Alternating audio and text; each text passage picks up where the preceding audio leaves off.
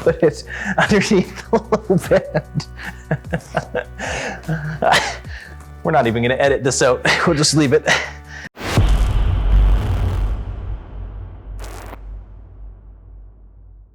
One thing that so many coaches will use, or one phrase or coaching cue that's been used a lot to brace the trunk, whether it's for deadlifts, whether it's for back squats, whether it's for any type of movement. The term I often come across new clients who haven't followed me for very long, they'll think the term suck it in, or they've been told to suck it in when they're doing squats or deadlifts or something like that. And the reason why I don't like that cue is that it doesn't necessarily help the client actually brace the trunk or the core the way that they need to for these heavier lifts, especially if they're going to a heavier lift. And so I hate the term suck it in for various reasons, but that's one of the biggest reasons. So the term I like to use is called brace. You could say brace, you could say squeeze tight, you could say hold tight. There's various different cues you could use, but I get them to envision squeezing their abs as tight as they can. Imagine like you're being punched in the stomach. Okay, that's the type of bracing that you want to set up before you go do these bigger lifts. And so just to give you a visual example of why I like that cue better versus sucking it in, I have some pop cans, some soda cans here on the ground. So we have different soda cans. I have two that are empty. We have one here. They're bubbly water, carbonated water. Two that are empty, and then the third one, nobody likes the cherry flavor, so that one's full. So I'm gonna give you a visual example. So imagine like this first can is not doing not visualizing anything. You're just grabbing the bar and lifting. Having an unbraced trunk is going to create an unstable body. And so I'm gonna grab some plates here, and we're just gonna stack the plates on top of this empty soda can. And this would be the same as this would be the same as just a normal lift, okay? You're not bracing, you're not visualizing anything, you're not sucking it in. See, it seemed to be holding up okay. My dog's gonna, hey, the more weight that gets put on it, Ahsoka, go. The more weight that gets put on it,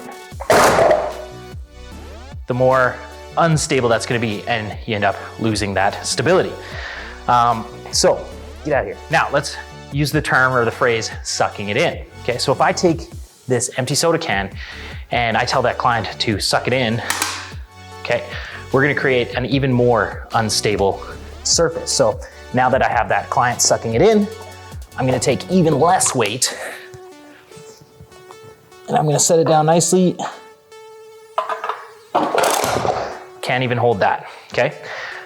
So that's why I don't like the term suck it in. It actually creates a more unstable position than if I just left them and didn't say anything. When I use the term bracing or squeeze tight or hold tight or squeeze your abs like somebody's gonna punch you in the stomach, that's where we have this last can that's creating a full stable trunk. Okay, so if I stack one weight on and then I stack the other weight on, you'll notice that I can do much more weight stability-wise. It's kind of balancing on there, but it gives you the picture, okay? So creating a trunk where you're squeezing, not sucking it in, is gonna create a better stable surface. Now, one way I get clients to envision on how to do this properly is I use the movement called a dead bug. I typically, first time doing it with a client, will use a band like this, and I'll actually attach it on the ground, okay? You'll see next to my dog here. So with the dead bug, I'm gonna lie down on the ground. Okay, I got puppy videos. Everybody's gonna have this, when they lie down, they're gonna have this natural space under their low back. And I'm gonna take the band and put it underneath the low band.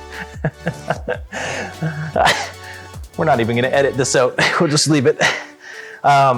So we're gonna take the band and I'm gonna place it underneath that low back, and I'm turning the pelvis, turning the hips to press my low back into the band, okay? So from here, just video bombing everything. So from here, I'm keeping the trunk nice and stable. I'm gonna lower, again, first time with the client, I'll just do the legs, lowering one leg at a time and bring it back up, keeping the band still. If they go to lower that leg and arch their back, which means they're losing that core, that trunk control, they're going to lose the band underneath them. So they're going to press hard, engaging through that transverse abdominis or through the trunk, through the abs, to create a stable surface. And the reason why I like the dead bug is we're using that trunk control, and with the limbs moving at the same time, i.e. the legs moving, it's creating that trunk control with independent limb movement. So it's a great tool, great visualization for a client to take that dead bug into other lifts like a back squat or a deadlift or anything like that. So that's that.